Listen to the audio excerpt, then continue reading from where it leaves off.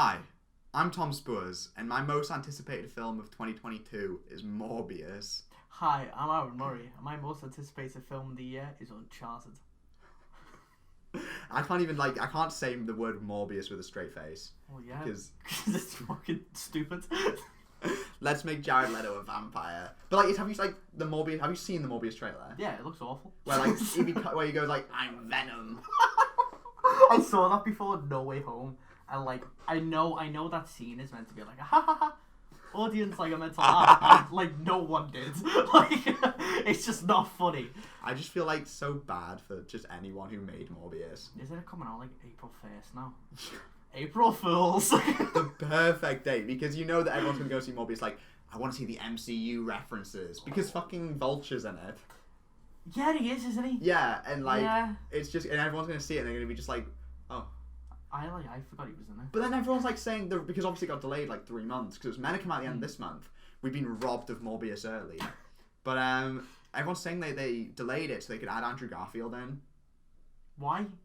Because apparently Andrew Garfield's back as... I'm sorry, but he's not. Who but he's not gives in the a Venom... shit about the Amazing Spider-Man? No, people like Andrew Garfield. Oh yeah. But He's you don't. fun. But those films are shit. I don't get the sudden resurgence of Amazing Spider-Man love. Everyone's suddenly oh, we need an Amazing Spider-Man 3. For Why? some reason. No, we don't. Yeah, no, absolutely not. I don't get it. I just don't understand why we need an Amazing. It's the Amazing Spider-Man 2 was terrible. It was awful. It's genuinely one of it's probably the worst Spider-Man film. Yeah. Of the easily. Bunch. It's 2.5 hours of setup for films that never came out. And so for some reason we need a third desperately. But speaking of films we don't need, who's excited for 4 more Avatar sequels? James Cameron, what are you doing, bro? Avatar 5 is coming soon. Avatar, oh, it's going to flop. Avatar 5 has to. Avatar 5 will make the same money as Matrix Resurrections, and I will put money on that. What if it's really good? You know what? I can see that. I can see for some reason Avatar 4 being mind blowing, but no one's gonna see it. See, the thing, I remember James Cameron was I guess kind of saying he wanted the Avatar sequels to come out when there was a new gimmick. Almost obviously the first one was 3 days. Is the gimmick the pandemic? It's almost a massive film. The second one's about COVID. This time you go into the Avatar, but this time you might die. It's just him and Christopher Nolan have worked together. Tenet didn't kill you. Avatar 2 definitely will. I don't... Is that what the whole thing is? Because what is it? Is he doing it in... Spy Kids had 4D? Smell-o-vision. Avatar 2, you're gonna get it. James Cameron's gonna personally give you a smell-o-vision card. No, you know how Avatar has hair sex? Yes. James Cameron gives you actual, literal, physical hair sex halfway through the film. Every showing of Avatar 2, James Cameron's lurking in the darkness, just randomly giving hair sex to people. It's a 4D experience because James Cameron's gonna be high. People go he's blowing air. Oh, that man is insane. I can't believe he's making these the next he is gonna die before Avatar 5 comes out. Oh, genuinely. There's no way the only project I remember him having his name on in the last 10 years is the Alita Battle Angel. God, yeah. Which was fine. The one with the scary eyes. They literally tried to figure out how they could make waifus. Yeah, full on thing. I don't know waifus. It's terrifying. Yeah, that is Uncanny Valley. It's Uncanny Valley. Uncanny Valley. There was a thing I saw on Twitter about Uncanny Valley where it was the term of that had to come from someone. Someone must have seen a human being, or saw someone who looked like a human being but wasn't. And that thought is terrifying. And I'm someone's gonna watch Alita Battle Angel in 300 years. When the world is just gone, and it's the last remnant to be was that what a human was? They ignore the other humans in the film. They just focus on the No, they're the robots. they're the drones that Jeff Bezos is making. At least the Battle Angels are human. But the thing is, Alita Battle Angel had so many fans. Like, that was like the People most love it. passionately like loved It had the film whole fucking ever. hashtag and be like, oh, like, we love it. Like, Yeah. I don't get it. Why? It Why? looked, I mean, I never saw it, but It like, was the fine. trailers, yeah. It's genuinely the amount of people who love it makes me want to watch it again because I feel like I missed something. I have a friend who was looking forward to it, didn't see it in the cinema, and they liked it eventually when they watched it. Yeah. So, like, that's like my only kind of, okay. Like, it looks... It's alright. It's Yeah. It's not the worst film I've ever seen. But I don't understand the love. Yeah, people treat it like it's a masterpiece. I heard it was a good Yeah. adaptation of what it was based on. Yeah. Like, At least it didn't cast Scarlett Johansson oh my god. for Ghost in the Shell. But anyway, we should probably discuss the actual topic of this video. Yeah, which is about Morbius. It's all about Morbius. We should do that when Morbius comes out. That should be our April Fool's video. We both go and see Morbius and immediately record a podcast. Oh, fuck. But anyway, we're going to be talking about films that are coming out in 2022. Yes, we are. We have 8 of them. Yeah, it's Each. a good year. 16. It is a good year. It is, yeah. I mean, 2021 was okay. I feel Yeah. like this year's going to be good. There's some bangers. Yeah, I don't think we're going to be quite on like 2019, 2014, 2007 level. Yeah, I mean, it's still early, because, like, that's the thing we're, like, doing, like, anticipated. None of these Video. films will be my top 10 of the year. I can... Well, no, I mean, that's a lie. 2 I of them feel probably like- will be. I feel like some of them will be in my top 10, Yeah. for sure. I can have like a... I mean, in the end, I'll say what my guess, my best film of the year will be. Mm. But, like, right now, like, looking at this, like, I definitely see, like, some films I'm going to talk about here that, like, I'll maybe give, like, 3 stars to. But, you know what? I'm excited to give them those 3 stars. I'll give 5 stars to Uncharted and nothing else this year.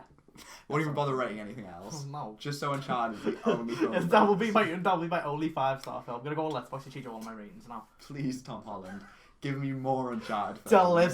Deliver for me, please. But so we have honourable mentions. Yes. With 3 each. Mhm. Who wants to go first? I'll let you go first. Oh shit! Oh, What a gentleman.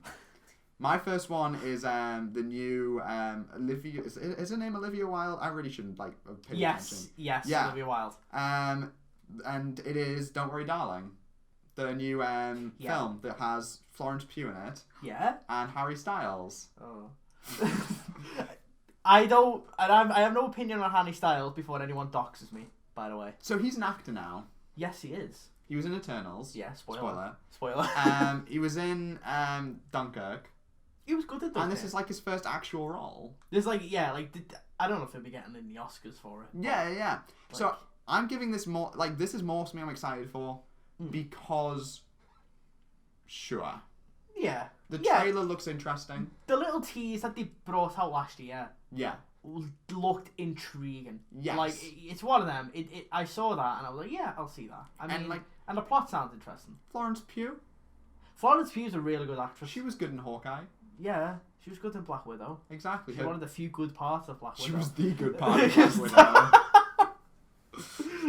But Olivia Wilde, like Booksmart was fun. That was a pretty fun film. So yeah, I never saw Booksmart. Wow. So I can't. Someone comment. hates woman. It was a good film to be fair. So I'm actually quite excited for this one. I reckon it'll be alright.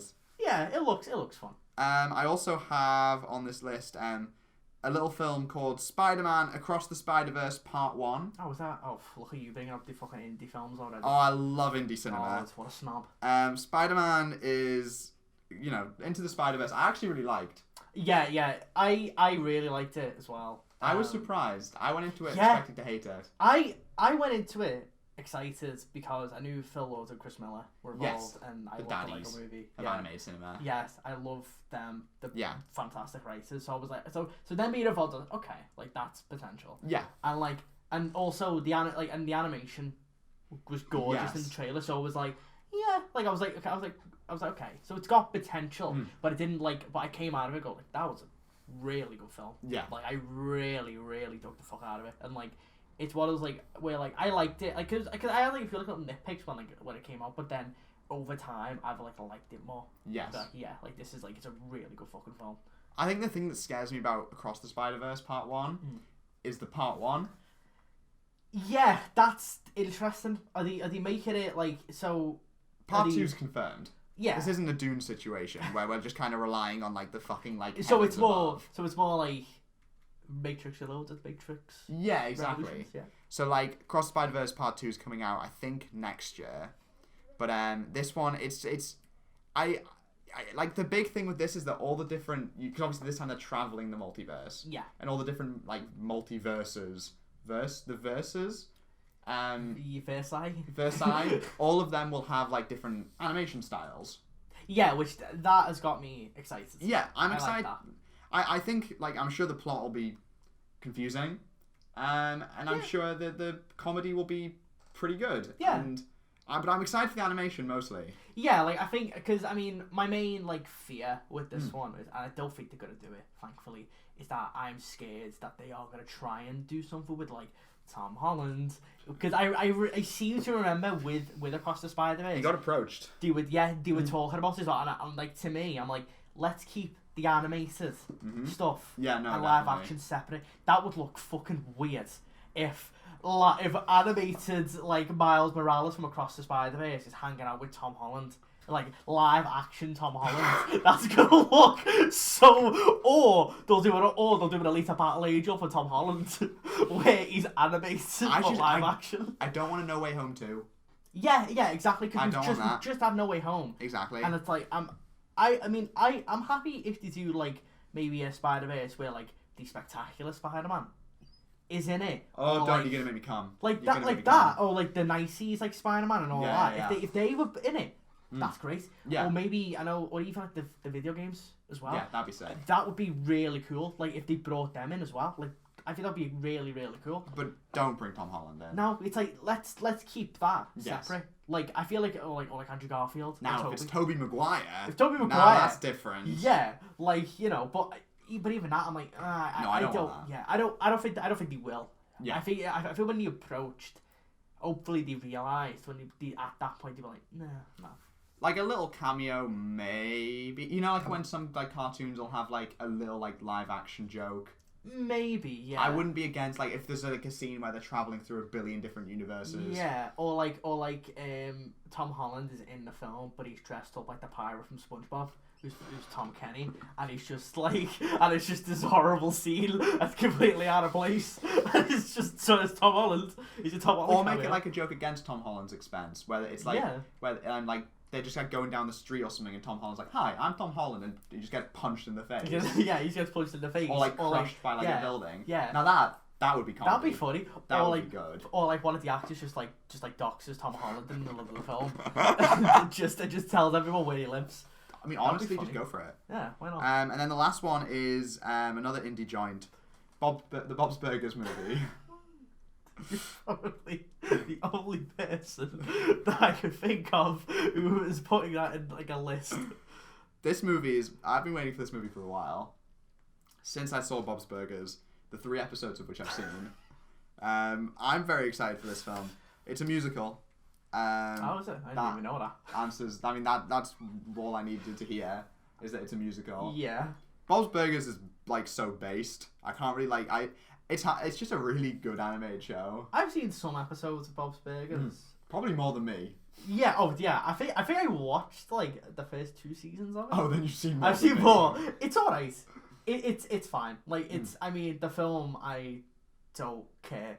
Like. Oh, but you understand it's a musical. Yeah. Right. If they have any... that, so it's like.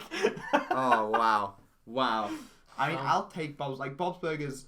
I mean, between, in terms of animated films, between that and Across the Spider-Verse, I know which one I want to see more. And let me tell you, fuck Spider-Man. It's like you want people to like send you death threats. First the No Way Home review, which you've still got people very angry at you with that know. I had. Yeah. Like, what can I piss people off about this year? I hate Don't Worry Darling. Harry Styles. I hate Harry Styles. This year, my goal this year is going to be to get a video with 100 dislikes. That's my goal. God. No. No. Anyway, your honourable mentions. My honourable. By the way, quick, before I say them, I feel like Bob's Burgers will definitely flop. Anyway. Whoa. I will single-handedly make sure that's not the case. Oh, God. I'm going to throw parties. You got to get it to 1 billion, yeah. I'm going to get it to 1 billion. Hashtag Bob's Burgers sweep. That's the plan. Hashtag Bob's billion. Let's get that trending. That's awful. Okay, my honourable mentions. Yeah. I have 4. Yeah. Okay. First one, Jackass Forever. Sure. I have been watching Jackass since I was a kid. Yeah. I remember when I was 9, I watched Jackass 3D in a cinema Okay. with my dad. Okay. It was obviously like, and I got to watch stuff like basically like a dildo flying at me in 3D. Oh, that's I perfect. was 9 years old. It's this. Is Jackass is that the same one as Bad Grandpa? Yes. Yeah. I've yeah, seen yeah. that one. Yeah, like it's they kind of throw like a lot of they throw like a lot of those like Bad Grandpa like skits in there. I think in the trailer they show some of that as well. Like as well. Like it's one of those like series where it's just a bunch of people being stupid and hating themselves. Yeah. Like really horribly hating themselves, like breaking bones and like probably like just doing awful things. Yeah. But it's funny. I'm down. Yeah. It's one of those films where like you watch it and it's like if people are just having fun. Yeah. Like it's just, and that's what I like about it. It's like it's like, and I mean I'm assuming this is gonna be the last one. Okay. There seems to be like some stuff in the trailer where like they're trying to sort of be like new generation, like Eric Andre's in it, Machine Gun Kelly is in it. Machine Gun, I'll Drink Your Blood Kelly. Yeah. He's in it as well. Did you hear what he got? The ring he got from Megan Fox. Oh, the fawn. Yeah. Yeah, that's fucking weird. Why? Why would you do that? The power of love. What a beautiful thing. The power of love's painful. That is like, oh god, like that. No, that's weird. I don't like that. Maybe it was a Jackass skit. Yeah, he's taking it too far. Yeah, I'm just I mean that's like I think that's the next major film that's like I'm really super pumped for. Yeah, when's that one out? Beginning of Feb. Oh It's wow. like 2 weeks away. Oh wow. Go watch Jackass forever. Yeah, please do. Don't let it flop. I feel like it will, just because I don't know if anyone really cares anymore. But I can dream. Fingers crossed. Fingers crossed. The next one is Halloween Ends. We're really about the indie films here. Yeah. We love our independent cinema. Listen, I have some good indie picks. Yeah. Not to spoil. But Halloween Ends. Yes. Is a film. So, it's largely because of my girlfriend why it's on there because she is like obsessed with Halloween. So we can blame her. Yes. Yeah. We can blame her. This is all your fault. So Halloween Ends. So like that whole like trilogy that they've been doing, David Gordon Green. First one, Halloween 2018. I thought it was great. I like that one. Really took the fuck out of that. Yeah. Halloween Kills. It's really stupid. Really, really stupid. Really stupid. But really fun. Okay. And gory and just silly, and it's like, and like I'm not going into Halloween Ends. Expecting Belfast. Yeah, I'm not expecting Citizen Kane. It's gonna be stupid. Apparently, the pandemic's gonna be involved in it in some way. He kills you by Zoom. Yeah. He's actually not gonna stab anyone. He's just gonna give people COVID so they end up in hospital. that's just his new method. But he just coughs. He just coughs in people's face. But Halloween Kills was it was silly. Yeah. And I think there won't be more of that. I'm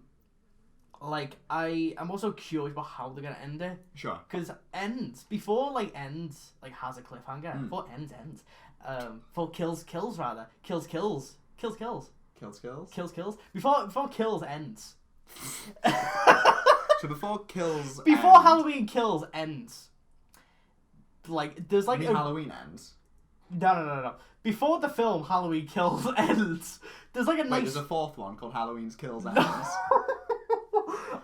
These titles are so confusing. Right, before Halloween Kills ends, there's this moment where people are just beating the shit out of Michael Myers. It's like a World Star video, and I was like, that's a nice end point almost, and then it has a cliffhanger, and I don't know where this one's gonna go.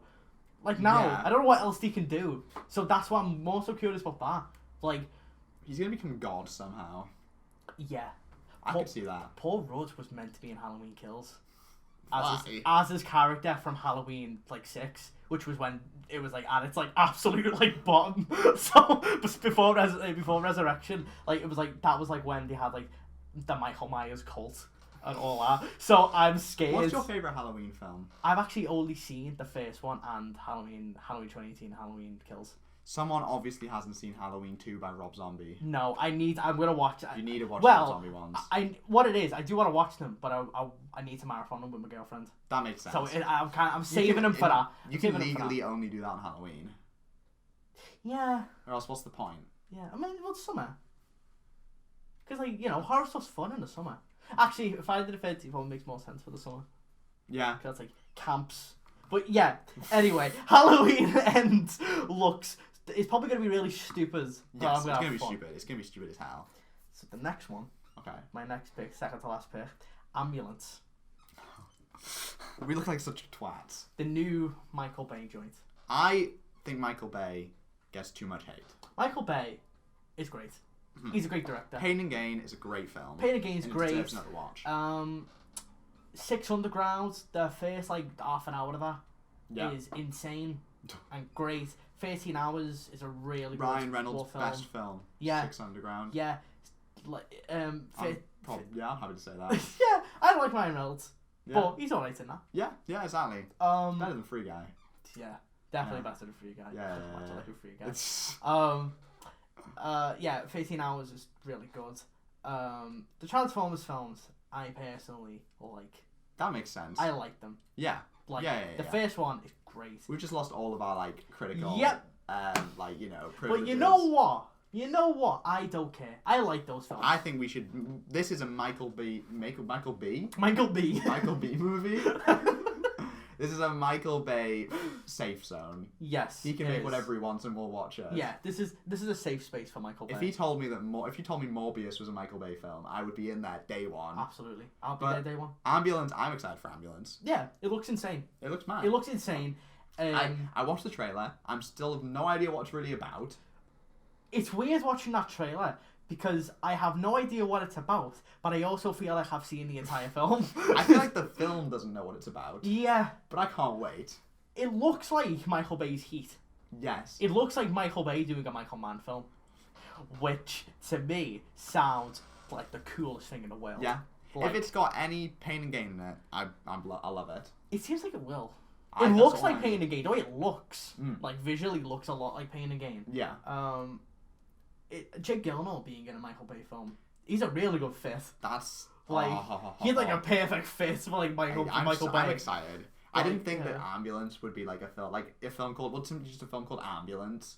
It's all good. You see, the thing is, like, I was like, oh, ambulance, but when I read the plot, when it's like, it's just these people are in an ambulance, and the police are chasing them. I mean, Michael Bay's never been the best at titles. No, yeah, he's always been a bit like. I mean, Pain and Gain's a fine title. I love Pain. Pain and Gain's such a good movie. Pain and Gain. We should make an episode just talking about Pain and Gain. Pain and Gain is one of those films where Michael Bay, like, that is perfect for him. Yeah. Because it is like so juvenile and like immature, but and like those characters are just horrible. Yeah. But Michael Bay's really good at that. Yeah. It's like it's got the best like performance that The Rock's ever had. Yeah. He's amazing in it. Like The Rock actually like kills it for once, and it's like, get it there, mate. Yeah. Well done. Because I'm proud of you. Now go back to doing like fucking Jungle Cruise and Skyscraper, Red Notice. Also starring Ryan Reynolds. Yo, you know that's getting 2 sequels. Back to back. Did you know like it's fucking Avatar? So you know the thing that definitely did not work for The Matrix. Let's do that, but for Red Notice. Why are they filming it back to back? Why do we need 2 Red Notice sequels? Why do we need a Red Notice sequel? Why is it a franchise? Why just a bunch of spies just doing spy shit? But anyway, now we have actual like the 5 best films we're excited for each. Yes. Again, I'm kicking things off really indie with Mission Impossible 7. Okay, Mission Impossible. It's fantastic. Mission Impossible. It's so good.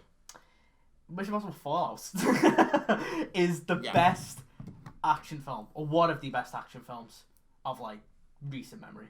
Yeah, it's insane. And Mad Max. Yeah, it's incredible. Like I mean that whole ever since Ghost Protocol, we've just been on like a constant high. Like if I was to say like the best action films of like the last decade of like the 2010s, I'd say Fallout, Mad Max Fury Road, and never mind Casino Royale. It wasn't in the last decade. Skyfall. That's what it's called. Yeah.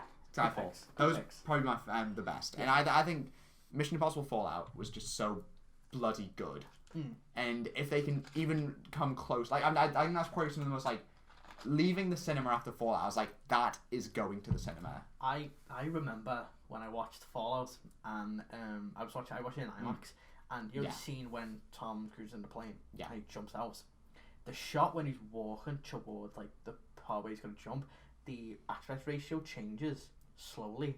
So as he's walking, it went like the screen just got wider, and when that happened, I was like, like I like was losing my mind. I literally, as like that whole shot was going, I literally found myself go like that, because I was like, it's such a good film. Yeah, and like the bathroom scene, like that fight is fucking amazing. Yeah, like that is, it's one of those films. It doesn't let up. No, it just fucking goes. It's so good. That's like it is an action film. Just straight up, that is an action film. Yeah, and like also Simon Pegg's in it. Yeah. Bonus points. Yeah, and this one just looks, it's probably gonna be more of the same. Yeah, and I'm fine with by the same guy. So yeah, it's more and like I mean I don't know what the big stunt is for this one. I don't know. I think there's something involved with a train. Sure, why not? That's fine. Maybe it's just death. Like maybe it's just that Murder on the Orient Express, except this time it's Mission Impossible. It's just the same movie except like Tom Cruise is in it. Side note, I'm surprised we didn't mention Death on the Nile. I'm not surprised we didn't mention Death on the Nile. The trailer where they like do everything in their power to edit out the fact that Armie Hammer's in their film. Like, yeah, I mean, okay, like Armie Hammer, the Black Panther actress, and Gal Gadot, all in this film together. The problematic king and queens. Let's get ourselves excited for a great film. Okay, what's your number 5? My number 5 is an actual indie pick. Whoa. We're all going to the World Fair. I don't know much about. I mean, if you tell me, wait, who's directing this? An indie director. Awesome. I'm excited for this one. So this one was in the festival scene last year. Okay. It's like Sundance, I think it was in, and Okay, yeah. And so the film basically just follows this teenager who basically gets involved in this like role playing like horror like game online, and like from there. Five Nights at Freddy's. Yeah, like it's just like ARG like kind of thing, and then she gets involved in it, and then it's like it starts to like basically bleed into like reality. Okay. And it's like just dead simple premise, but it's a lot of the aesthetics, which is why I'm excited for it. Because I love ARGs. I love all that. I love that whole like, because it like the fact that film like basically like places itself in like that like creepypasta kind of like area. For me, I'm like, that's so cool. Yeah. And that is like such an amazing idea for a film. Yeah. Especially a film like that. And like I've seen like a lot of the people who've been talking about it, the way they're describing it is like exactly like, you know, I think there's like the way like people talk about, there's like an ASMR YouTuber that's in it in some way, and people have been saying like some of like the ASMR scenes that are in it are like really well done. Oh wow! It's like some really like some like it's one of those like it's like a very online film by someone who understands that it like that stuff, like who understands like what like all this is. Okay. It's not like someone who's being like, the kids sure like the internet.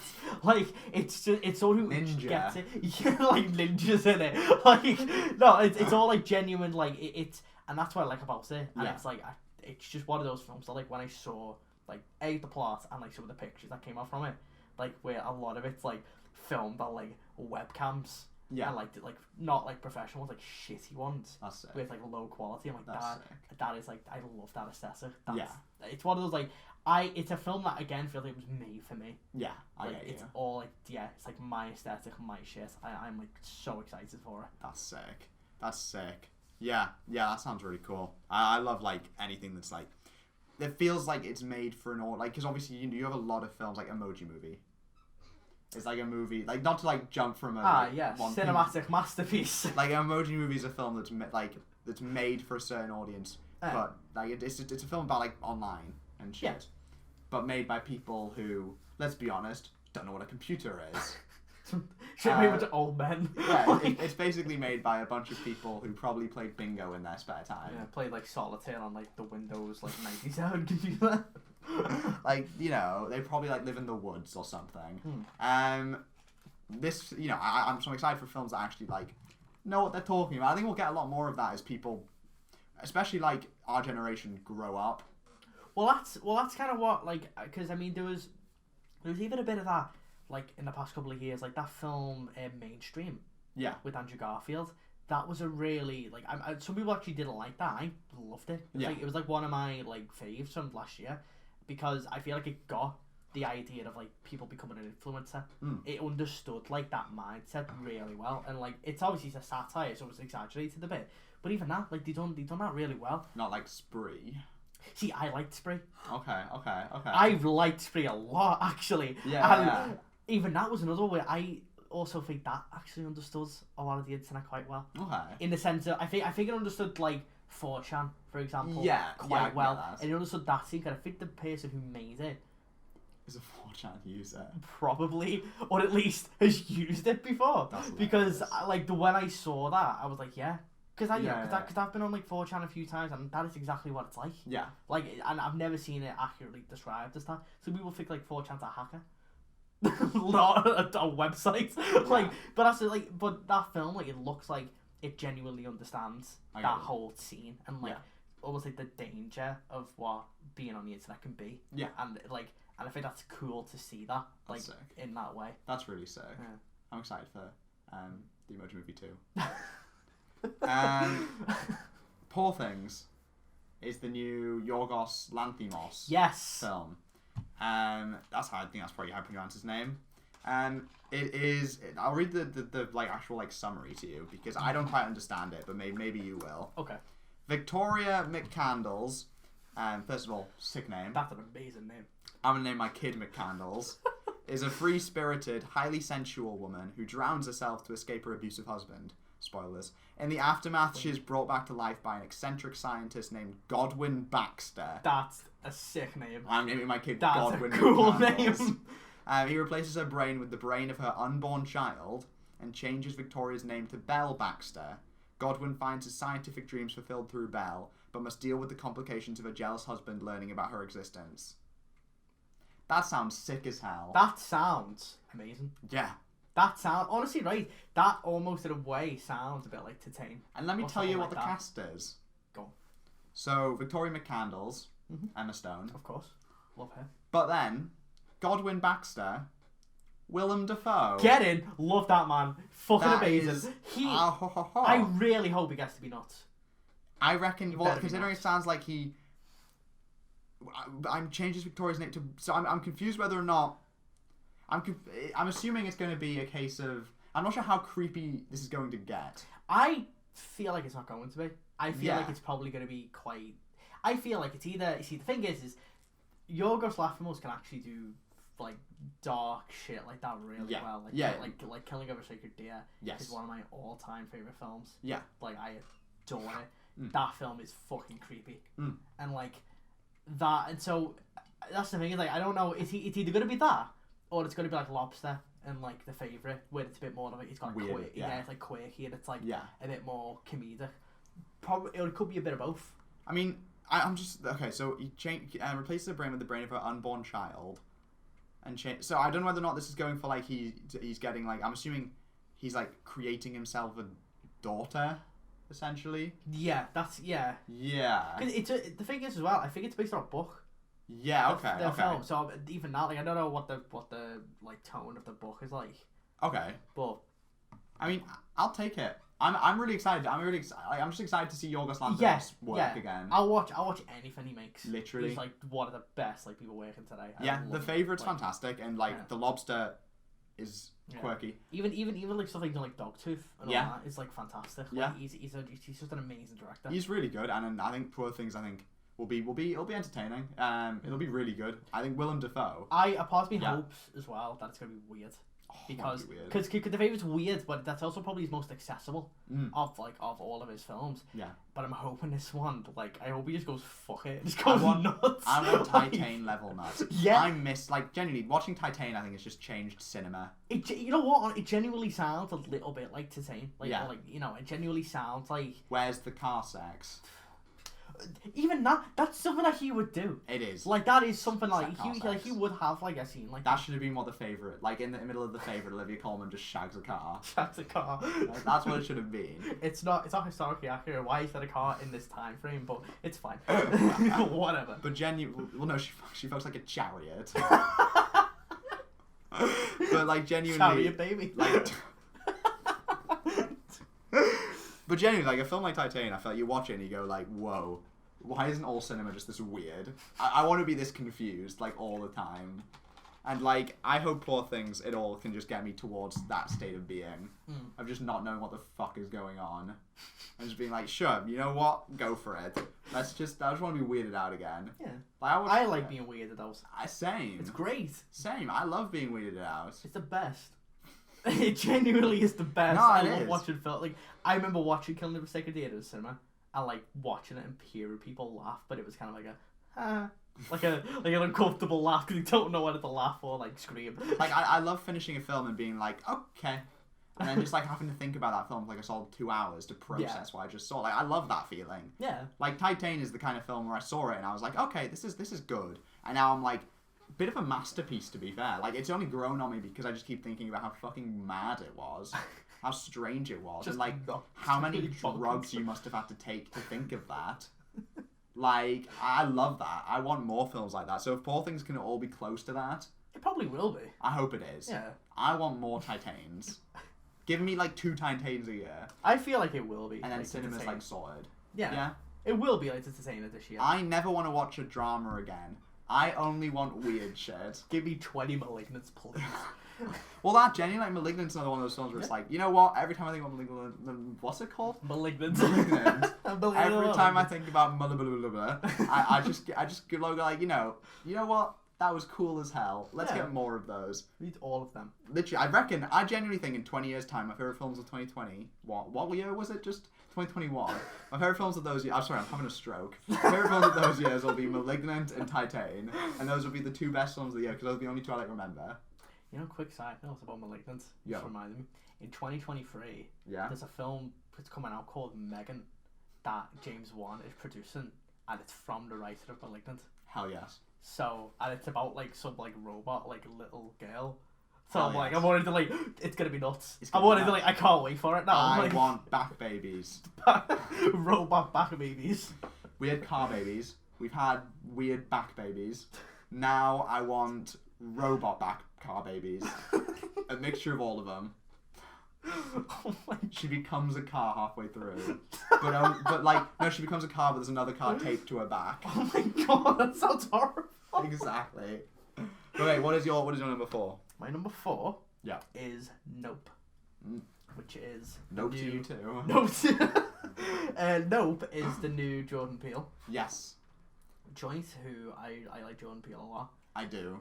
Get Out was great. Get Out was great. Us was like a really cool M. Night Shyamalan film. Yes. I think without the charm of an M. Night Shyamalan film.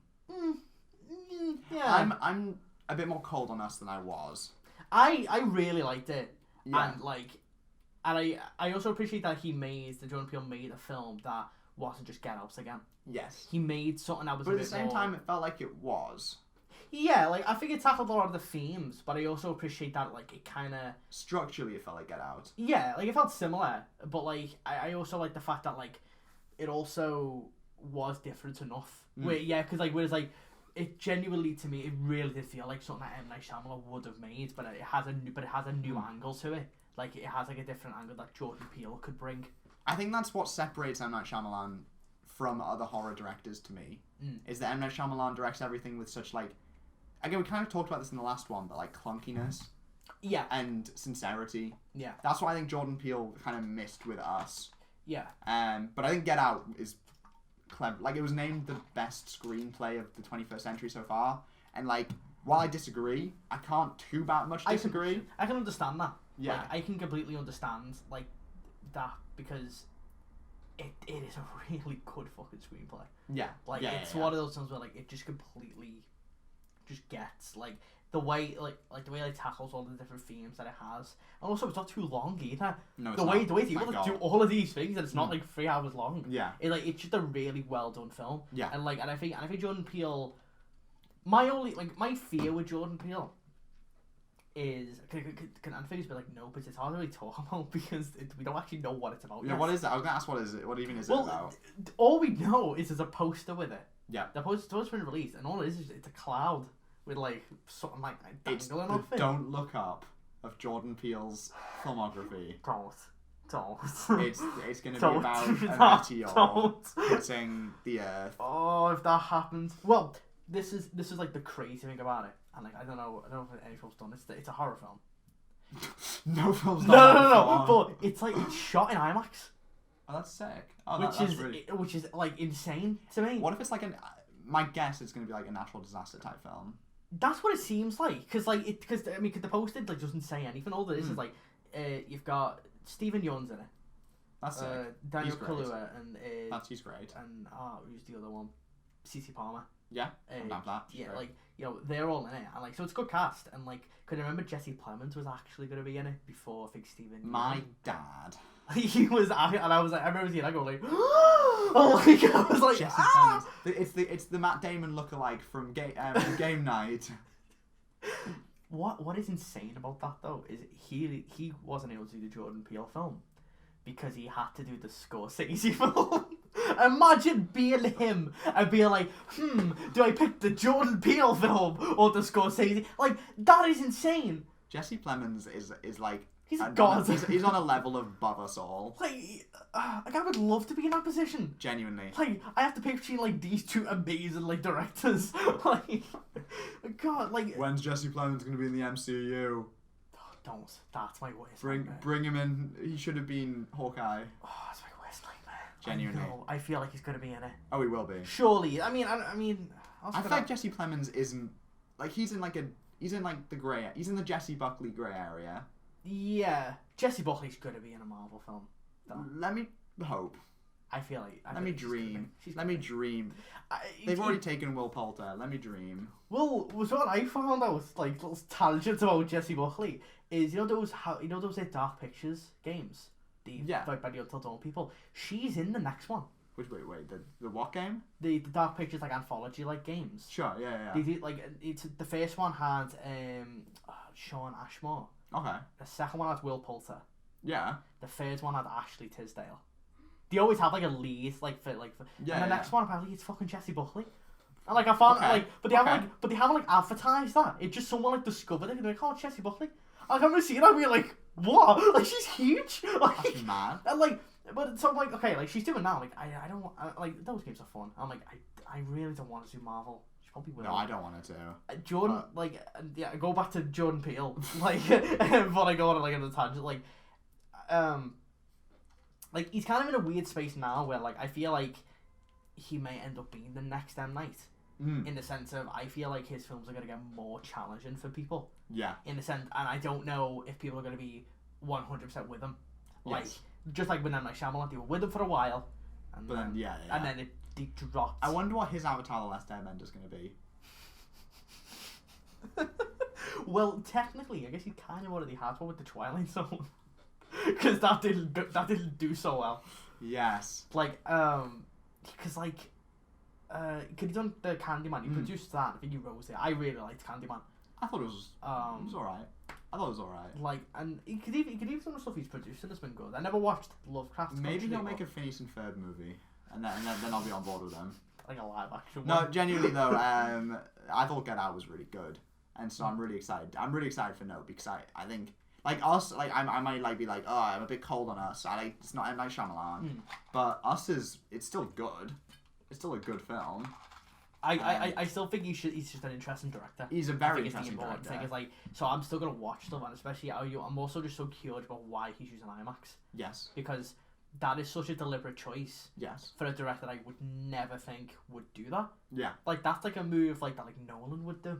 Yes. Like going for specifically for IMAX. And I'm like, I've never seen a horror film that actually utilizes IMAX. Yes. Like, horror films have been getting released in it, but none of them I've never seen a horror film that's actually been filmed in that format. Yes. Which to me is like, that's gonna be weird to see that. I'm excited. Like, yeah, it's so that I just want to mainly interested in. I'm also just interested to know, like, I want to know what it's about, but I don't know if I'm gonna watch the trailer at the same time. Yeah. I almost want to go in blind. Maybe that'll be the Malignant of the year. What the hell? How do you pronounce that film's name? Malignant. It's like Maleficent. Yeah. But Malignant. Malignant. Maybe that'll be maybe that'll be the back baby film of the The back baby film. Speaking of Jesse Plemons, and his decision, we're going to talk about the other film. Oh my god. That is the greatest segue of all time. Oh my god. Killers of the Flower Moon. Yes, the new Scorsese joint. Which may come out this year. Probably will come out this year. Probably. I imagine it's the big Apple, Oscar contender this year. Apple TV are based. Apple TV, I would say, is too really fucking good. Yeah. I have been really impressed with them so far. They've redeemed themselves from, the morning show. Yeah, and they made Ted Lasso, which, I mean, I wank off to Ted Lasso. They also made the show Calls, which I know not many people have seen that. Calls is fucking sick. How can this man shit on me for watching Bob's Burgers? And then this man, this man says, so this is a TV show called fucking Suck Your Bum that about 3 people have seen in the entire universe. There's a show called The Scrimble Files. It's a really great show. It's a good show. There's no visuals in it. It's phone calls. It's phone calls and Pretty Little Light shows. But it's got Nick Jonas in it and Pedro Pascal and who else is in it? This is Small Engine Repair. You've made this.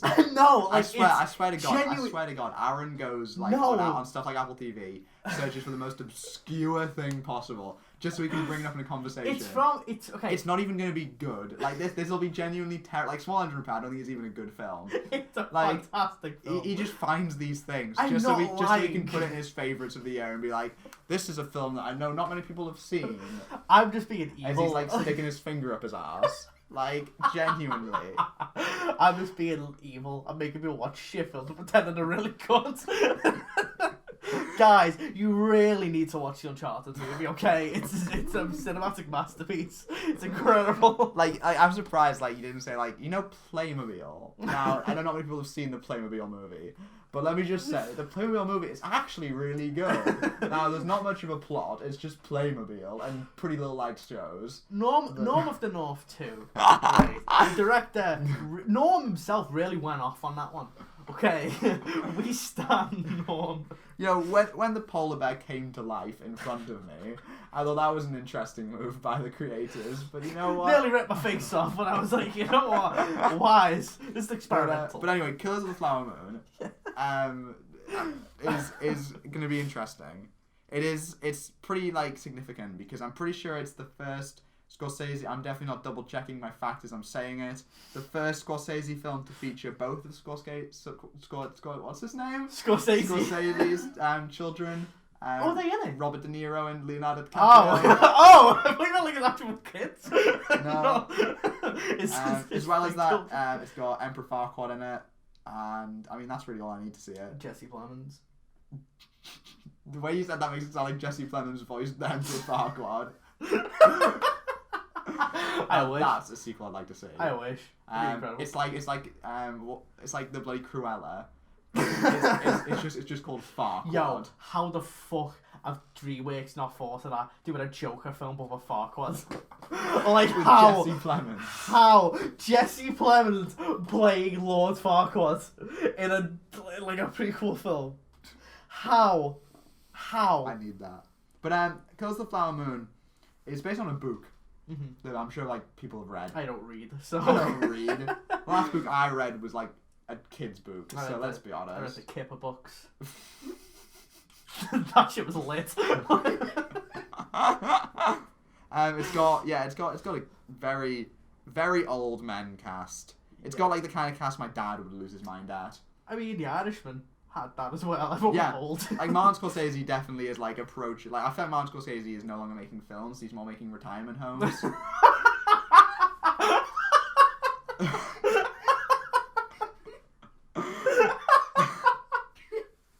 But I feel I really hope it's going to be good. It's got Jesse Plemons in it. Yeah, I love Jesse Plemons. He's really great. His whole production is just a retirement home film. It takes fucking years because the fucking camera operator has to slowly get up on his chair and be like, I'll get it.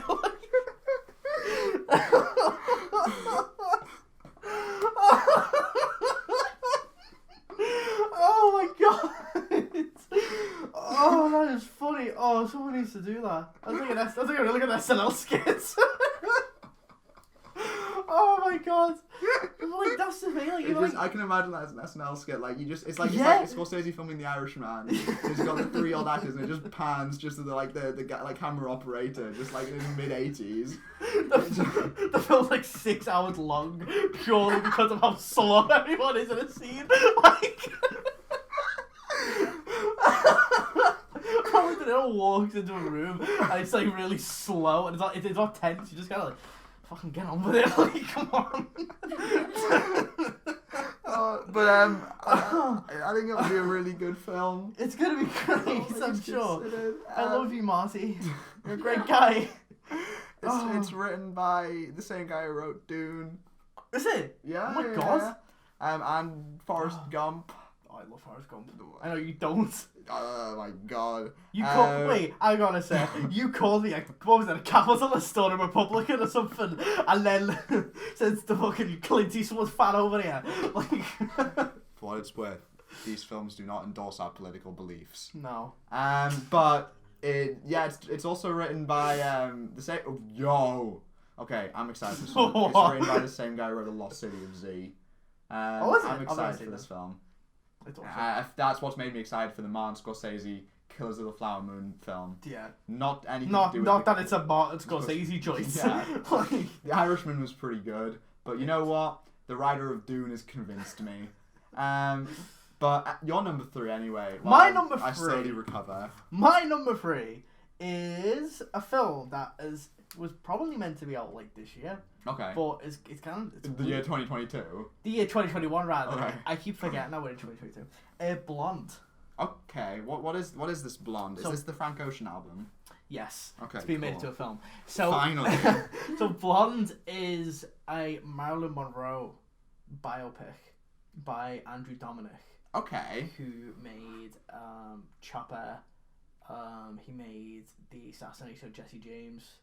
Yo. Which is a great fucking film. Yeah. And a film that I think is very underrated. And you led off with Chopper. Chopper's a good one. I was going in order. He hasn't actually made that many films. Yeah, he's done that, and then after Jesse James, he's done Killing Them Softly. Yeah. Which I think is really underrated. Yeah. And it's just a fucking great film. That's fair. So, and the main reason why I'm excited is Ana de Armas. Yo, it's got Ana de Armas. Ana de Armas. She was the best part of the new Bond film. My future wife. I'm free on Thursday nights, Ana de Armas, just so you know. I will tell my girlfriend, don't worry. Yeah. Okay, yeah, fair enough. I understand your hype levels now. Yeah, I mean, but also as well, like I also. Brad Pitt. Yeah. Sure. Brad Pitt's great. He's great. Yeah. He was great in. Jesse James, he was excellent in that. That makes sense why he's producing it now, doesn't it? Yeah, he's besties, and he was in Killing Them Softly as well. Yeah, okay, and you know besties, what? Yeah. You know what? This makes a lot of sense. Yeah. I loved him in Moneyball. I actually did love Moneyball, to be fair. That's a great film. I've never seen Moneyball. You've never seen Moneyball? No. They talk. It's like baseball. It's statistics. Genuinely, they start talking about like we're gonna draft Chris Pratt in round 1, and I'm like. Aaron Sorkin, please write more films. Then he wrote Trial of Chicago 7, and I'm no longer an Aaron Sorkin fan. Why would they draft Mario? That seems like so weird. Genuinely, Chris Pratt is in this film, and genuinely like in Moneyball, I saw Chris Pratt and I had an out of body experience. I like ascended to another level. I saw Chris Pratt and I was like, what? I refuse to like genuinely at this point like Chris Pratt's so like famous, where I'm like I just seeing him in anything is just like whoa. Yeah, it's weird. Who is this man? Especially because he looks different as well. Yeah. Like, he doesn't look what he does now. He's just like a bog standard white guy. Yeah. And like, you see Chris Pratt and like, you see him like actually be funny and like, whoa. Whoa. Whoa. The fuck? What happened? Whoa. But, Blonde. Ana de Armas. She was great in the new Bond film. She was really good. I've not seen a new Bond film, but I do not doubt that. I probably will watch the Bond film. But you are genuine. Okay. All the thing is, she's only in it for 10 minutes in the film. Yeah, she's in it for 10 minutes, and I know like loads of people like they wish she was in it more. She's like those 10 minutes, the best 10 minutes of the film. I need to see them. Literally, I was watching Ana de Armas. Not to okay. First, before I say this story, I want to say Ana de Armas is a fantastic actress, and in no way does the story mean to objectify her. But I was watching it with one of my friends, and as soon as she came on screen, my friend turned to me and said, "Whoa." Well, she's gorgeous. Yeah. She's absolutely gorgeous. She's absolutely gorgeous. Like, she is, like, and she rocks the film. She is fantastic in the Yeah, film. she's a fantastic actress. That's She's what's like. so Yeah, brilliant. she's absolutely gorgeous. Yeah. And she I mean, she showed it in Blade Runner, especially. She's amazing in that. She's amazing. Knives Out, she's excellent in that as well. And I genuinely do think that this film, Blonde, is probably going to end up kind of being her Spencer. Yeah. In a sense, she's playing this role, and it's she's a really interesting choice as well for that. And I mean, the pictures of her, she looks amazing. Yeah. As Marilyn Monroe, it's one of those choices where I never would have thought Anna de Armas for that. Yeah. It just didn't pop up in my head. Yeah. And then when I read it and when I saw her, I was like, yeah, she's fucking perfect. Yeah, absolutely. I mean, I don't know how. I'm hoping if it was on a conventional biopic. I assume it's not. I assume it's very much a bit more, because Andrew Dominic doesn't seem like the kind of director to be like that. Yeah. It's not like a Judy. Yeah. I think it's because the film. That's what's weird about it, because I thought it was meant to be released in 2021. Yeah. And then I think it's coming to Netflix. Yeah. But it just hasn't came out. It's one of those films that has been made, and I'm assuming it's complete. It's just not been dropped yet. But I don't know whether it's because Netflix might be safe, because I'm assuming it's an Oscar film. Yeah. It would be insane if it wasn't. So they're saving it for the end of this year. That's what I'm assuming. I'm assuming unless Netflix has got another major film under its sleeve. I don't know if I can't think of one. I mean, David Fincher's making a new film, but I don't know if that's with Netflix or not. True. I just know he's making a new one, but I don't know if I don't think that's this year. But I don't know what major Netflix. So I'm assuming that will probably be their big their front runner. But yeah, it just It's just Don't Look Up 2. No, don't remind me. Oh, I hate that film. But I reckon, Marilyn Monroe. Okay, right, I'm just not going to say any words anymore. Speaking of films that will probably be big Oscar contenders, bro, these segues are sick. Oh, incredible. Babylon. Incredible. Yes! Babylon. Oh, yes. Babylon. So, Damien Chazelle, little-known director, he did a couple decent indies. Yeah. He made La La Land, didn't he? Oh. Little indie film. So he made Whiplash, which love it. Brilliant. Love Whiplash. La La Land is one of my favorite films. I'm not full stop. Because you're a sadist. Yes. And First Man is insanely underrated. I love First Man. I love First Man. I remember watching that in IMAX and being like, wow. It is so good. It's gorgeous. Brilliant. Yeah. And Babylon is set in my favorite era, which is the transition from silent films to talkies, which is brilliant. And it has Brad Pitt in it, who, decent actor. He was really good in Moneyball. And it has Margot Robbie in it, who, decent actor. She was really good in The Big Short. Really good in The Big Short. Jenny, I think I genuinely lost my mind at that scene in The Big Short. Where it's and now, here's Margot Robbie explaining this in a bathtub. That was a great scene. And I genuinely think I paused my, the movie or whatever. I just sat there for a second and just thought about life. I was so confused. Adam McKay making you think about life. Genuinely. Don't look up. That was for a different reason. Made you think about ending life. Margot Robbie was really good in Suicide Squad. The Suicide Squad. Yes, don't. I think she was alright in the 2016 one. Just the film is shit. That's the problem. She was fine. She was alright in it. She was the best part in it, to be fair. Yeah. But it's got the same producer who did Cruella, so I'm really excited for this film. He also did La La Land, so I'm fingers crossed. That's fair. But I think it's Ben Platt's dad. Yeah, I think it's Ben Platt's dad. Yeah, because didn't he produce Dear Evan Hansen as well? Did he? I think he did, and I think that's why his son is in the film. Let me try and find. Because producing. How do people watch Dear Evan Hansen? I don't know how many people. I don't think he. Maybe this is a different guy called Platt. Because there is a Platt who's a producer who is. Whoa! Tobey Maguire's a producer on this. Yeah, he's a producer on he's in the film as well. He was a producer in Nobody as well. He was. Wait, seriously? He still produced he produces films. Oh my god, he did produce Nobody. He produced 25th Hour. He produces a lot of... That is random. Yeah, I think because when he stopped acting for a while before he done Spider-Man, and that's what he's been doing since. Oh, man. I thought he was, like, gambling. He's gambling on his money away. Yeah. That's what he did. That's why he was in fucking No Way Home. It was just a bet gone wrong. He's like, shit, I have to be fucking Spider-Man again. But it's genuinely like, this is going to be great. I don't have a single like negative about it. My prediction is I think it's going to be very much like Once Upon a Time in Hollywood. I hope so. I feel that's kind of would what's like going to be like. time. It's probably going to be very slice of life a little bit. Yes. You see, I also am hoping it's a little bit like Mank. Mm. Which I know a lot of people don't like Mank. I don't really get why some people don't like it or hate it so viciously. I don't hate Mank. Well, I think people hate Mank because of because it's like slandering Orson Welles' name. I think Orson Welles kind of does himself. But like Orson Welles is Orson Welles was a great director, but he was also a tit. Yeah. He was a bit of an ass, and but I also think like Mank, to me, it's weird that people hate it. But then, like, worship, like, Once Upon a Time in Hollywood and all them. Because it kind of... Because, like, it kind of comes from, like, that same school of, like... From someone who does a little bit, like, who does kind of appreciate that era. Mm. And, like... I mean, obviously, if people don't like it, they don't like it, that's fine. But like, I remember, like, some people, like, despised it. Like, if people, like, fucking foaming at the mouth. I was like, no, like, I watched it, like, yeah, it was a really good film, that. Yeah. I liked it more than Citizen Kane. That's my hot take. Anyway, I watched Mank and Citizen Kane the same day. Liked it more. Moving on from Aaron's terrible opinions, Babylon is going to be really good. Yeah, I feel like it's going to be very good. This is very easily my favorite film of the year. So easily. Yeah. Just so like knowing my taste, this yeah, really strong contender. Yeah. And what's yours number 2?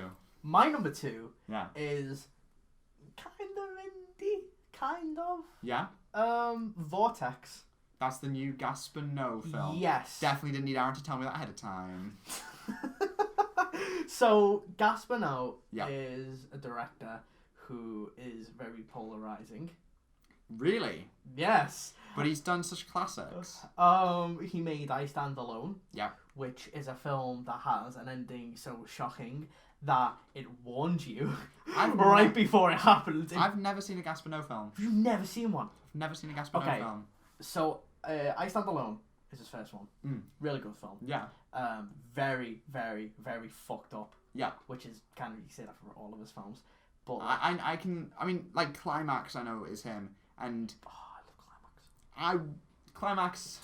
Climax is a funny film because the first hour of that film is like, it's very chill. Yeah. It's like the first hour of it is basically just a bunch of people dancing, and then a bunch of people having conversations with each other, talking about stuff. Just having a good time. Yeah, just talking about sexy women, talking about the day, talking about all that, and then they realise that oops, this like the stuff that we've been drinking has been laced, we've been spiked, and then all of them start like going nuts, and the last like 45 minutes of the film is just people dancing, screaming, throwing themselves all over the fucking place. Okay. And while one of the people from Daft Punk does the music. I was like, like, wow, this sounds like my kind of film. It's insane. And also that second half, all in one shot. I think I'm probably gonna watch Climax tonight, or like tomorrow, or like before I die. I love it. Yeah. That was his newest film before Vortex. He also done Into the Void. Yeah. Enter the Void, I mean, which is a film that I have seen. I liked it, but I remember watching it going, I need to be stoned for this. It's like a nearly 3-hour film of like someone who's died, and then it's just them having like an house party experience. Okay. For 3 hours. That sounds mental. It's one of those films where it's kind of advised that if you're gonna watch it, do not watch it like sober or like not stoned. As someone who doesn't drink or take drugs, this sounds like my kind of film. Yes, it's a good film. The opening credits like my favorite opening credits ever. Okay. Is the one that I guess he's most known for is Irreversible. Yeah. Which is a 90-minute film that starts at the end. And by I mean starts at the end, which is actually something he does in a lot of his films. His films, and it's something I love and I wish more people would do, is the closing credits of a film. He puts them at the start. Okay. So with it irreversible, it does that. When the film starts, it's just the credits, just scrolling up, and then the film just starts. Okay. And that's so when the film ends, it's just cuts to black. It's just the title. It's the title, then that's it. There's no like end credits. That's sick. And it's he's a very controversial director. But with Vortex, there's a new one. It seems to be his tamest one. Okay. Yet, which, when you realise what the plot is, it's a 2.5 hour film. Okay. About a couple with dementia. Ah. And that's the film. Ah. And that's basically it. Ah. And a lot of people have said it premiered at a festival last year. I've heard it's amazing. Mm-hmm. And I think in some ways people said it's his nicest film. Okay. Because I think the way it's kind of described is, you know that film Amour? Yes. By Michael Haneke? Yeah. That's kind of what this sounds like. It's okay. like his kind of, it's like, because it was like inspired, I think, because he had like a brain like tumor or something that he had to get out, and like, so he made it kind of like a response to that. Yeah. And like, one of the person playing the man in the couple is Dario Argento, the director who done like Suspiria and like all of these different like Galileo films. Yeah, sure. It's like there's only 3 people in the film. There's like a father, son, and a mother. It's like and again 2.5 hours, which is insane. It's just and like even just the way like people like there's even like clues on how it's like different and how it's because like the title is not in capitals. And that is actually like a huge difference. Which I know sounds stupid, but it's like people like go like because all of it is like they're like in capitals because they're all like proper in your face. Yeah. Whereas that is literally like it's just it's like all like lowercase. That's like, sick. Vortex. Like that's it's so quiet, sick. but it's like that's like a little detail. But people know so much from that, and like, okay, it's obviously a different film. Yeah, like a very different film. That's sick as hell. But he's one of those directors where, like, like not everyone likes him. He's very in your face. He's very, like obviously Irreversible is known for having a 10-minute scene of something that's not very nice. Okay. And it's like, but at the same time, like he's also just a director that no one does films like him. Okay. And so that's why, like, whenever he makes something, like, I'm gonna see it. Okay. Like, 100%. Yeah, I'm really looking forward to it. You've made me excited for this now. As someone I've never seen a Gaspar Noé film. I highly recommend them for sure. I would start with Climax. I'll start with Climax. Because that is probably, I'd say that's probably that's his best one to start. And with. I'll definitely watch Into the Void, because even if I'm gonna watch that sober, it's a vibe film at the very least. I'm excited. Yeah, even if you just have it on, just like vibes. But then my number one most anticipated film of 2022. The Northmen, the new Robert Eggers film. Yes. I didn't like The Witch particularly too much. That's my massive hot take that I'm sure everyone's gonna. I think I like it. I don't like it. I think it's fine. But I wasn't. I watched The Witch and I was like, I don't get the hype. Okay. And then I watched The Lighthouse and I was like, I take it back. The hype. I watched the hype. I get the hype.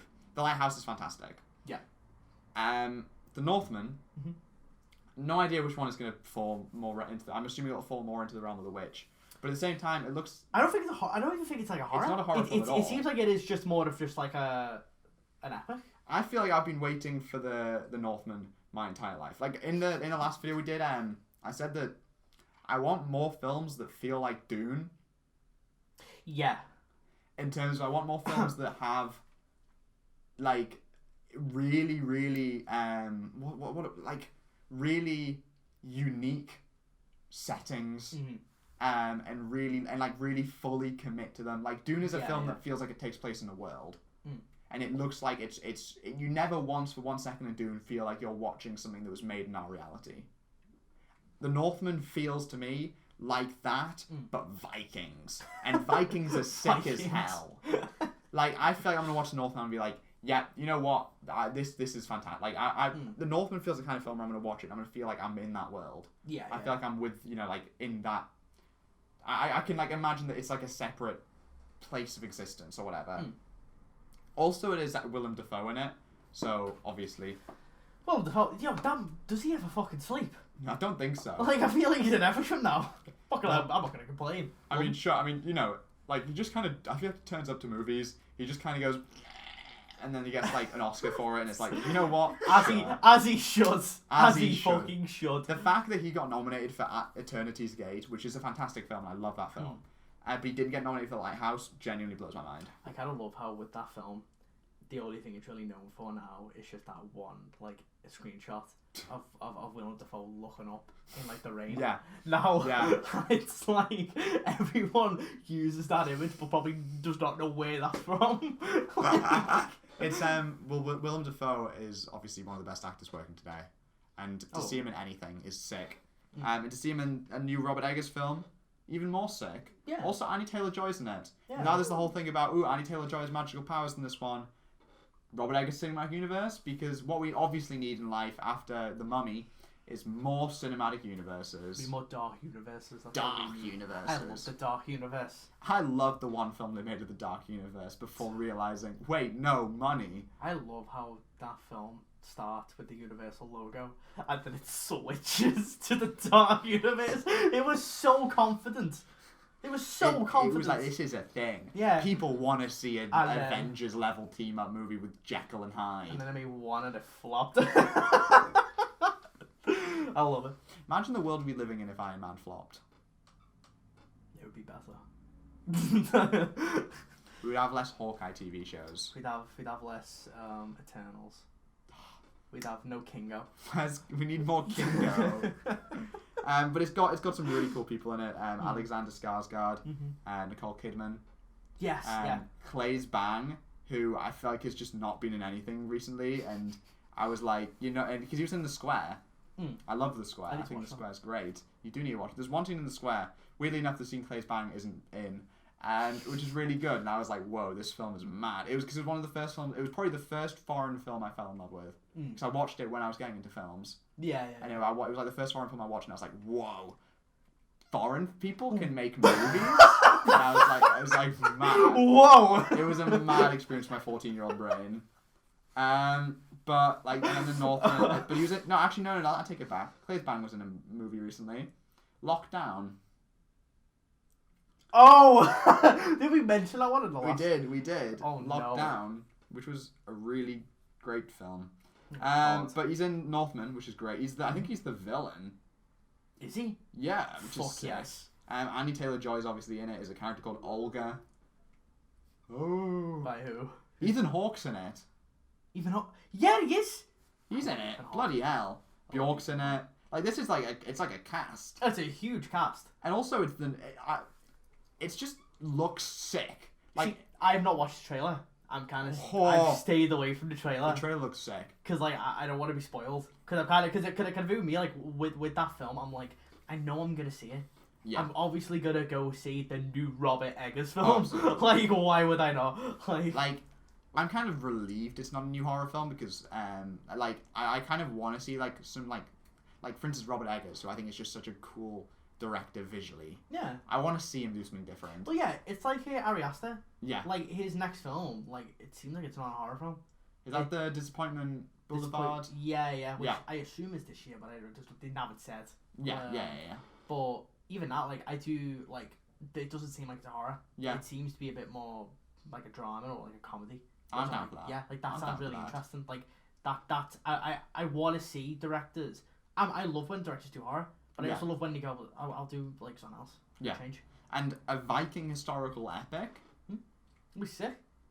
I think I'm getting a poster of it. I might well get a poster before I even see it, to be honest. Dude, that like I don't think it'll be my favourite film of the year, but I think it'll probably be the film I get the most passionate about. Like in a Dune level. Is it gonna be like the way Malignant was for me? Yeah. Like I think I'm gonna watch this because I think it's gonna be like 3 hours long probably, and probably like there's gonna be parts where like it's gonna be, let's be honest, not the most interesting film in the entire world, but I think I'll be passionate about it. Yeah, it'll be cool. It'll be cool. It will be really fucking cool. Really cool. Definitely. I want to be proven wrong. I want this to be my favorite film of the year. I want to be going around telling everyone the Northmen, Northmen. Yeah. No matter how not indie that makes me, because let's be honest, I feel the Northman is Robert Eggers going from being indie to no longer indie. Yeah, it does. Because like the Lighthouse did really well. Yeah. And I feel like this, because he's not making it with A24 either. No. It's someone else for you to focus. You're like, it's still indie, but It's not as bigger. indie. Yeah, they're a lot bigger than like. And the cast, I feel like, is kind of surpassed indie at this point. I mean, Andy Taylor-Joy's like probably one of the biggest stars in the world. Exactly. Now. Like she's Princess Peach. Yeah. I mean, come on. I mean, she's peaked. She was in the Playmobil movie. She's peaked. Like. Exactly. But anyway, your number one. My number one is the Batman. Oh shit. So, indie pick. I mean, the Batman, which is actually 3 hours long. Apparently it is. Mad. Apparently, which I'm like, fuck. I mean, let's be honest. It's 2.5 hours long, and then there's going to be 20 minutes of credits. Probably, yeah. But, yeah. So the Batman, I love Batman. Yeah. He's probably my favorite superhero, I guess. Batman. Yeah. That might be the most cringy thing I've ever done in my life. Robert Pattinson is an amazing actor. Yeah. And is a fucking perfect choice for Batman. Yeah. I do not understand when people are like, well, he was in Twilight. Like, yeah. Well, he was in Twilight. Literally, I think the biggest way to say that you've never seen a good movie is to say Robert Pattinson was only ever in Twilight. Well, he was also in Good Time. The Lighthouse. He was also, The Lighthouse. He was also in fucking Highlight. Remember Me. Now there's a film. Cosmopolisis. He was great in that. He was great in Cosmopolisis. But David Cronin. There's a new David Cronenberg movie coming out. There is? That's my de facto honourable mention. Yeah, that looks cool. The new David Cronenberg movie. I'll watch anything he makes. It's a remake as well, isn't it? His old film. Oh, that's sick as hell. It's like a remake of one of his fucking student films. You know what? Go for it, David. David Cronenberg, he can just do whatever the hell he wants at this point. I love that. A director remake of this film. That's sick as hell. Old film. You know what I reckon is going to be coming out soon? What? A Toy Story remake. But I reckon it'll be the same film, just new animation. See, that, I've actually been really curious about that. Because we have computer animation, I wonder if they're actually going to remaster. I reckon they'll start re-rendering films. I feel like they will. I think they will, because animation's come on so long from Toy Story. Toy Story is an ugly film. Yeah, it's ugly. Yeah, because it was revolutionary. Yeah, exactly. Yeah, but maybe they'll redo it so it looks. I think they will. Closer to the first. To Toy Story 4. I reckon they will. That'll be weird. It'll be an out of body experience, but I reckon it'll happen. But anyway, Batman. Yeah. So I love Robert Pattinson. Matt Reeves is probably one of the best blockbuster directors. Yeah. His Apes films. Apes. His Apes. His Dawn of the Planet of the Apes and War of the Planet. You said Dora, the Planet of the Dora. Apes. The Dora the Explorer movie. Dawn. He killed the Dora the Explorer movie. I don't know what you're on about. Dawn of the Rise of the War of the whatever Planet of the Apes films. Yeah. The two that he did were fucking great. Yeah. I loved them. He made Cloverfield. Yeah. I never saw Which is a film that Aaron, if you didn't know, Aaron, he thinks Cloverfield's a pretty alright film. Yeah, I think it's found footage. It's not his favourite thing in the world. Solid 6 out of 10.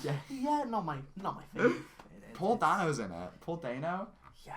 He's one of the best actors. Yeah, he's in it. Fucking Colin Farrell looks like he's having the time of his life. Yeah, I love how he plays a fucking New York gangster, but he's the Penguin. What? That's brilliant. He's doing that. Fucking John. I think John Turturro is in it as well. Sure.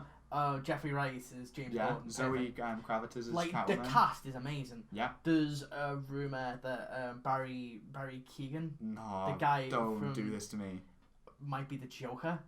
He's in the film as some officer, but there's rumors that he's the Joker. What? Barry Keoghan is the Joker? Yeah. That would be... I was going to say, what if Willem Dafoe's in the post-credit scene as the Joker? But I would rather Barry Keoghan. Well, that's apparently what the rumour is that they've been doing a lot of test screenings for Batman, and apparently the test screenings they're doing is to try to figure out whether or not to keep this post-credit scene in, which basically teases the Joker as the next. And that's what people think. Now, I've seen, to me, I'm like, if he does, what Killing of a Sacred Deer was like, if he does that kind... Because that's the thing, is, because I was like, weird, but I was like, no, this take on the Batman's very different. The Riddler's completely different. The Penguin's completely... This is totally new takes. I'm down for that. Barry Keoghan, that's an inspired choice. That is such a random choice, but it could be fucking perfect. I want that. I want that. Yeah, I that'd be sick. like Willem Dafoe would obviously be like pretty cool as the Joker. Yeah.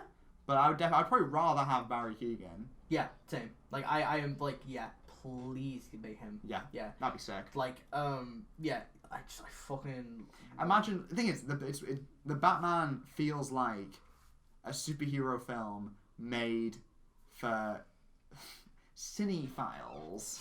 That's what it feels like because it's got the cast. It's got like someone who's like Instagram account is called A24 like Stan account.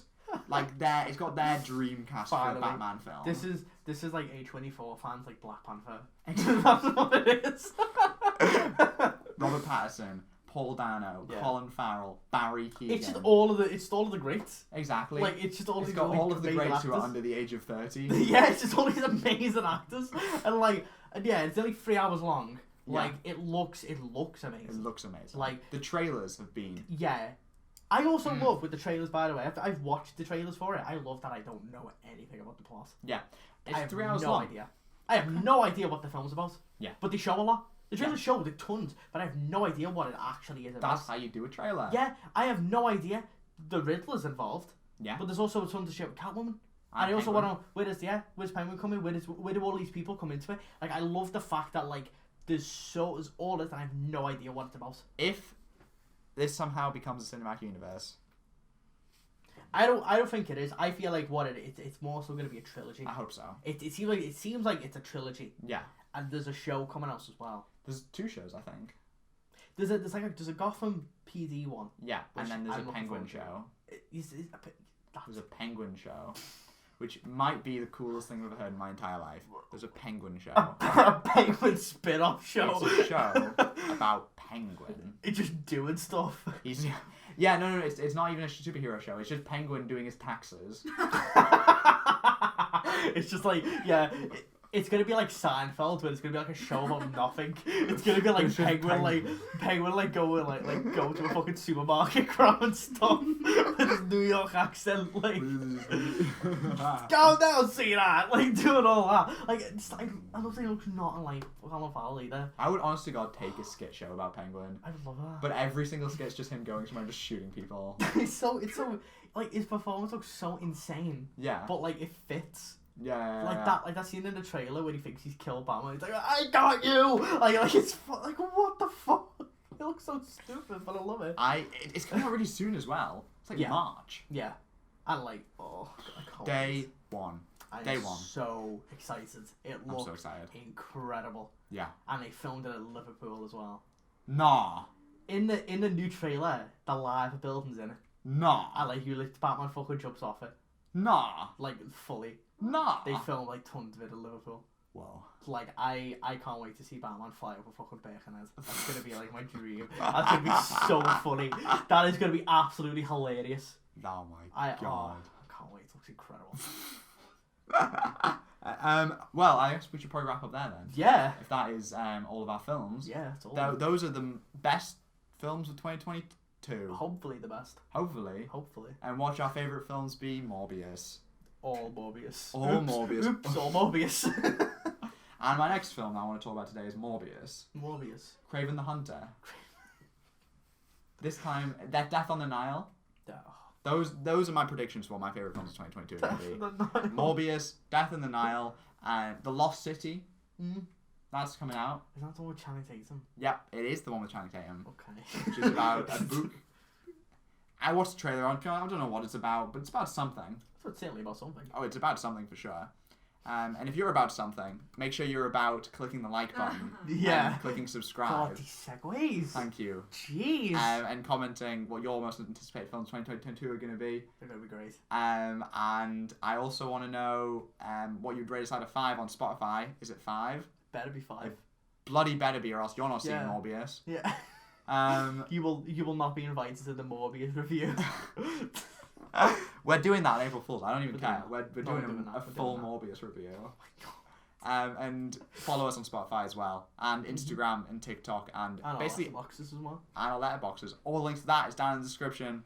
Make sure you read it, or Satan will come for you. See you soon. Bye. Cheerio.